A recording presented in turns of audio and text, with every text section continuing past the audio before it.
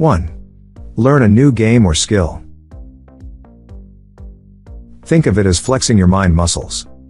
Every time you put yourself to the task of acquiring a new skill, say, learning a language or how to cook something a little more complex than instant noodles, you stimulate your brain cells and the communication between them.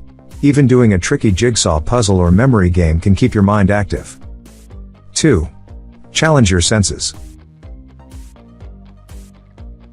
Studies show that the more of your sense you engage in the process of learning something, the better the chances of retaining that memory.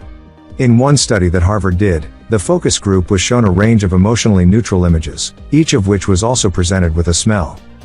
No instructions were given about trying to recollect what they had seen. Later, they were shown a series of pictures, this time without the aromas, and asked to pinpoint which ones they had seen before. The subjects had excellent recall for all scent-paired images, particularly those associated with pleasant scents. Brain imaging showed the piriform cortex, the main odor processing region of the brain, started to be active when people saw things paired with smells. 3. Say things out loud. The simple act of hearing words aloud makes them more likely to stick with you, as does the process of repeating them. This works especially well when you just learned something like meeting a new person.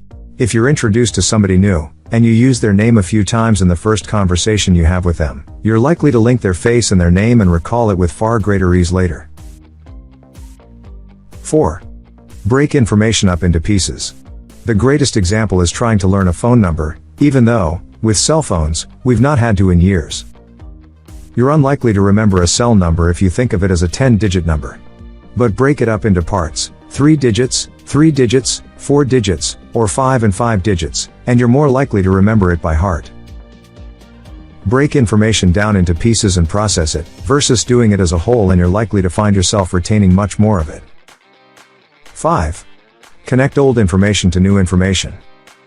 Whether it's using mnemonic devices to improve your recollection or linking pieces of new information to the things that already exist in your life, this works as building blocks for a stronger mind and memory. The more tethered different information is to each other, the stronger and more unbreakable it's likely to be in your mind. If you make an effort to connect new information to things that are already relevant to your life, you have a good shot at remembering both.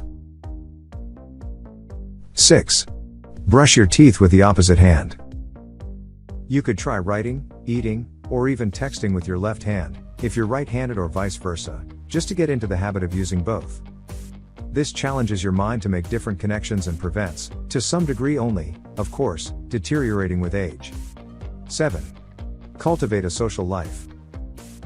Not necessarily raging into the yam on the regular, but there's enough material to suggest having friends is good for the mind in myriad ways. Meeting people and engaging in social interactions is considered far more kosher than a life of social isolation, which also can link to depression. Meeting friends also means conversations and healthy debates, including learning new facts and liaising with opinions that differ from your own.